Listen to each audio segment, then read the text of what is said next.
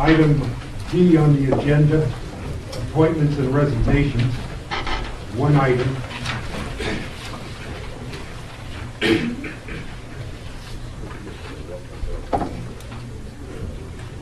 Councilor Roderick. This is a request by Councilor Roderick. Yeah, I'm requesting that the council take under consideration the appointment of Laura Epke to fill a vacancy on the budget committee created by Mr. Colfer joining us here on the council. Since she was the next highest vote getter, I feel that she should be the one who is appointed to that position. So I will leave it up to someone to appoint, to make a motion. Do we have a motion to appoint Laura Epke to fill the vacancy on the budget committee? Actually, it'd be my pleasure, since it's my vacancy, to appoint Ms. Laura Epke to take the vacancy on the budget committee. I'll second that. Any comments? Yes, I have a couple questions. The first question is, have we received any expression of interest from any other parties for that vacancy? I have not, sir. Okay. The other one is that Ms. Epke serves an important role on the municipal building feasibility advisory committee. And given the fact that she's putting a lot of work on that commission, and given the fact that the budget committee is also a lot of work, we might want to solicit a comment from Ms. Epke, what she thinks about at least tripling her workload.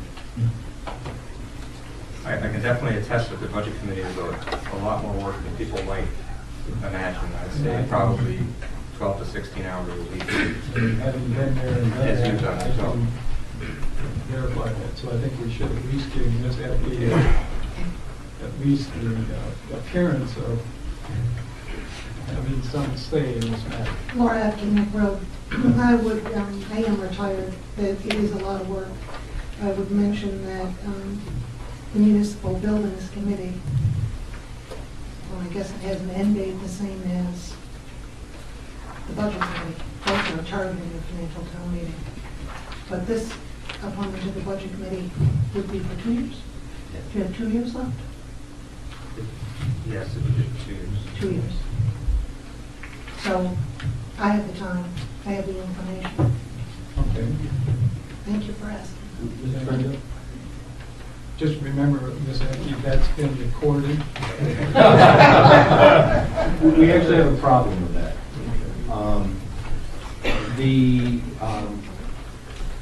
We have a general prohibition on certain dual office holders, but the Budget Committee itself has a specific one in section 701 of the charter. Under composition, it says Budget Committee members shall hold no other town position. And our other exception says except where otherwise provided in the charter. So I would read that to mean that she would have to resign from the building committee. She could not hold any other, that would be another town position that she would be holding. Isn't the building committee just a mere advisory committee, though? It's not a standing committee. Because I was concerned about the dual office issue itself, but because this is an elected position, but she would certainly have an appointed capacity. This is under the budget committee. Right, Under correct. building- What do we define as a town position?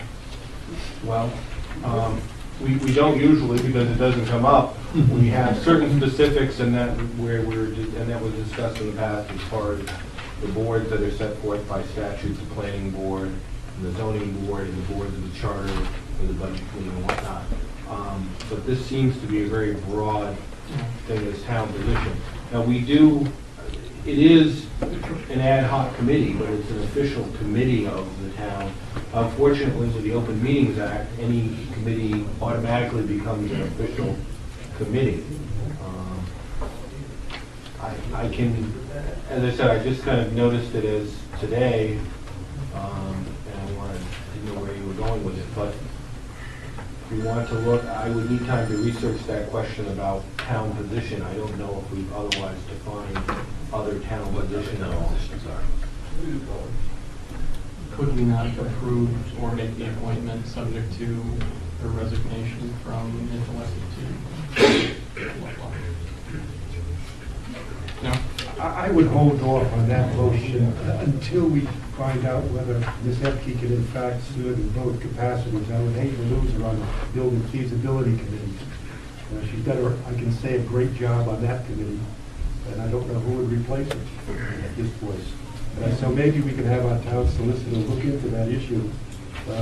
Ms. Epke, I'd love to have you on the Budget Committee and the Feasibility Committee, so I'm going to make every effort to keep you on both of them. And we have time. And you're retired, too, That's right.